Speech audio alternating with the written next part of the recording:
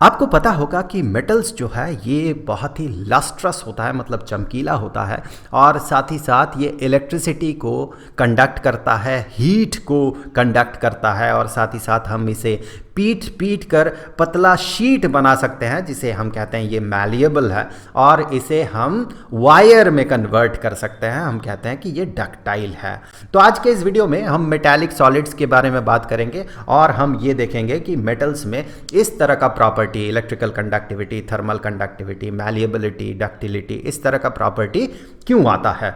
तो यहाँ पर इस फिगर में आपको एक क्रिस्टल स्ट्रक्चर दिख रहा है, ये एक मेटालिक सॉलिड का क्रिस्टल स्ट्रक्चर है। आपको ये भी पता होगा कि मेटल्स जो है ये बड़े आसानी से अपना वैलेंस इलेक्ट्रॉन को डोनेट कर सकता है। तो जब ये क्रिस्टल बनाता है तो हर एक एटम एक या उससे ज़्यादा इलेक्ट्रॉन इस स्ट्रक्चर में डोनेट कर देता है। तो जब ये इलेक्ट्रॉन डोनेट करता है, आप ऐसे भी सोच सकते हैं कि ये इलेक्ट्रॉन्स जो है ये लूजली बाउंड हो जाता है। सो इलेक्ट्रॉन्स जो लूजली बाउंड है, ऑब्वियसली ये इधर उधर मूव कर सकता है। अगर इसे थोड़ा भी एनर्जी मिलेगा तो ये यहाँ से यहाँ, यहाँ से यहाँ, इधर से इधर मूव कर सकता है। इसीलिए इन इलेक्ट्रॉन्स को फ्री इलेक्ट्रॉन्स कहा जाता है। So these electrons are free electrons. और जब ये एटम्स जब ये इलेक्ट्रॉन डोनेट करेगा तो ऑब्वियसली ये पॉजिटिव आयन में कन्वर्ट हो जाता है। अब देखिए ये इलेक्ट्रॉन्स क्या है, फ्री है। इलेक्ट्रॉन्स मतलब मूव कर सकता है, थोड़ा बहुत भी एनर्जी मिले या बाहर से एक्सटर्नल फोर्स मिले तो ये मूव कर सकता है, इसीलिए इन्हें फ्री इलेक्ट्रॉन्स कहा जाता है। तो अगर बैटरी का दो टर्मिनल आप एक मेटालिक बार के दो तरफ लगाएं तो क्या होगा, अंदर इलेक्ट्रिक फील्ड क्रिएट होगा। और हमें पता है कि इलेक्ट्रिक फील्ड चार्ज बॉडीज में फोर्स अप्लाई करता है, इलेक्ट्रिक फील्ड के ऑपोजिट डायरेक्शन में नेगेटिव चार्ज फ्लो करता है। और चूंकि ये इलेक्ट्रॉन्स फ्री है तो उस इलेक्ट्रिक फील्ड के इन्फ्लुएंस में ये मूव करने लगेगा, जिसे हम कहते हैं इलेक्ट्रिक करंट। तो यही रीज़न है, फ्री इलेक्ट्रॉन्स के कारण ये इलेक्ट्रिक करंट को सपोर्ट करता है। हम कहते हैं ये इलेक्ट्रिकल कंडक्टिविटी ये प्रोवाइड कर रहा है या सपोर्ट कर रहा है। अब देखें, यही फ्री इलेक्ट्रॉन्स के कारण ही ये थर्मल कंडक्टिविटी भी सपोर्ट करता है। कैसे? मान ले यहाँ पर आपने हीट प्रोवाइड किया तो ये साइड जो है इसका टेम्परेचर बढ़ गया। थर्मल कंडक्टिविटी का मतलब क्या है, हीट एनर्जी का एक जगह से दूसरे जगह में ट्रांसफ़र होना, हाई टेम्परेचर वाले साइड से लो टेम्परेचर वाले साइड में ट्रांसफ़र होना। तो यहाँ का टेम्परेचर ज़्यादा है और इस तरफ का टेम्परेचर कम है। ऐसा जब सिचुएशन होगा, टेम्परेचर जब बढ़ेगा तो क्या होगा, इस साइड में एनर्जी ज़्यादा रहेगा।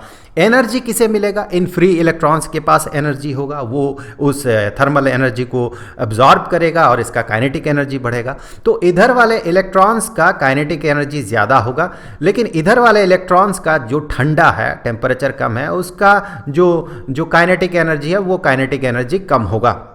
तो ऑब्वियसली यहाँ से फास्ट इलेक्ट्रॉन ये स्लो साइड में पहुँच जाएगा, ज़्यादा से ज़्यादा।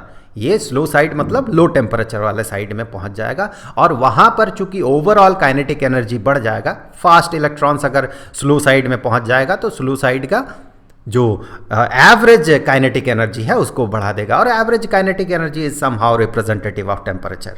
तो यहाँ का टेम्परेचर ये बढ़ जाएगा।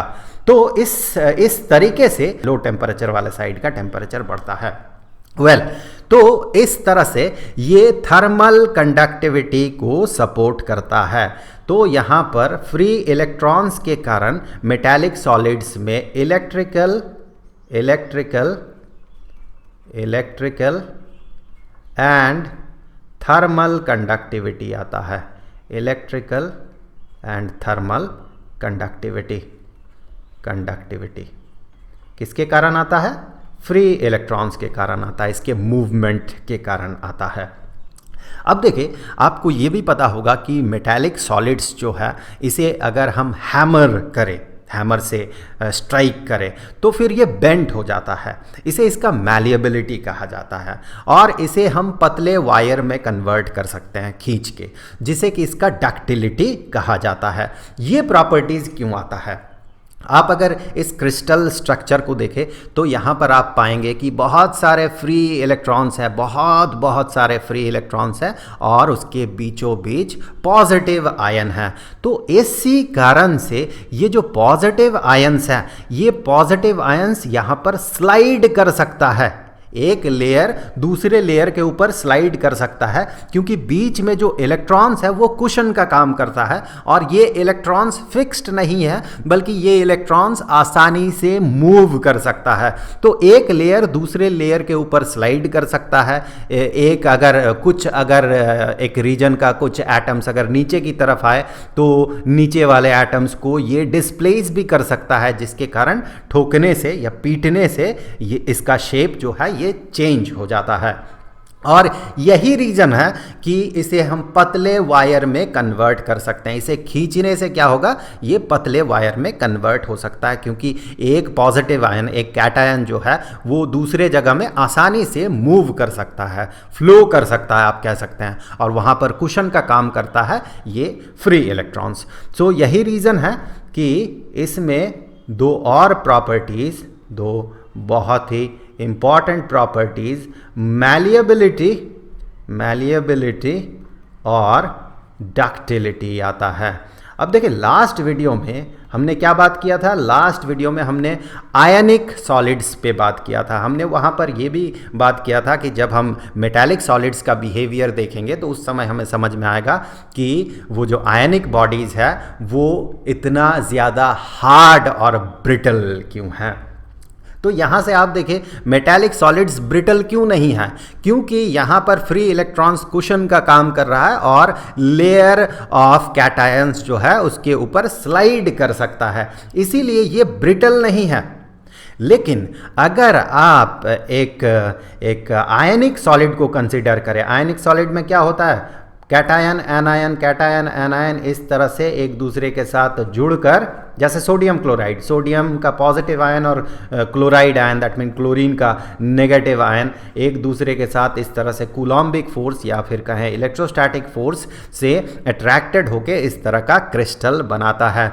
तो यहाँ पर ये इतना ज़्यादा स्ट्रांगली बाउंड होता है। मैं थोड़ा सा कलर यहाँ पर चेंज कर दूँ तो आपको बेहतर समझ में आएगा। ये मान ले सोडियम है और क्लोरीन को मैं थोड़ा यहाँ पर शेडेड कर दे रहा हूँ। ये क्लोरीन आयन है, दैट मीन क्लोराइड आयन है, उसे मैंने इस तरह से शेड कर दिया ताकि आप बेहतर समझ पाए।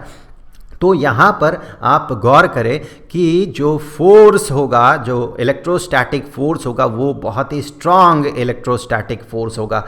यहाँ पर देखिए, इन दोनों के बीच बॉन्ड होगा, यहाँ पर बॉन्ड होगा, यहाँ पर वेरी स्ट्रांग बॉन्ड्स, बहुत ही स्ट्रांग बॉन्ड होगा, इलेक्ट्रोस्टैटिक बॉन्ड होगा, जिस बॉन्ड को ये ब्रीच करके, ब्रेक करके ये आसानी से एक दूसरे के ऊपर स्लाइड नहीं कर सकता है। और चूंकि स्लाइड नहीं कर सकता इसीलिए ब्रिटल होता है, टूट जाता है जल्दी, और ये हार्ड भी होता है। इसी कूलॉम्बिक फोर्स के कारण इतना स्ट्रांगली ये बाउंड होता है एक दूसरे के साथ, इसीलिए ये हार्ड होता है, मैलिएबल नहीं होता। जबकि यहाँ पर मेटालिक सॉलिड के केस में फ्री इलेक्ट्रॉन्स कुशन का काम करता है और लेयर्स स्लाइड कर सकता है एक दूसरे के ऊपर, इसीलिए ये मेटालिक सॉलिड्स जो है मैलिएबल और डक्टाइल होता है। और फ्री इलेक्ट्रॉन्स आपने देखा कि एक जगह से दूसरे जगह पे मूव करते हुए ये इलेक्ट्रिकल और थर्मल कंडक्टिविटी को सपोर्ट करता है। तो आई होप कि वीडियो आपके लिए हेल्पफुल रहा होगा। अगले वीडियो का लिंक आपको यहाँ पर स्क्रीन पे मिल जाएगा, यहाँ क्लिक करके आप उस वीडियो को देख सकते हैं।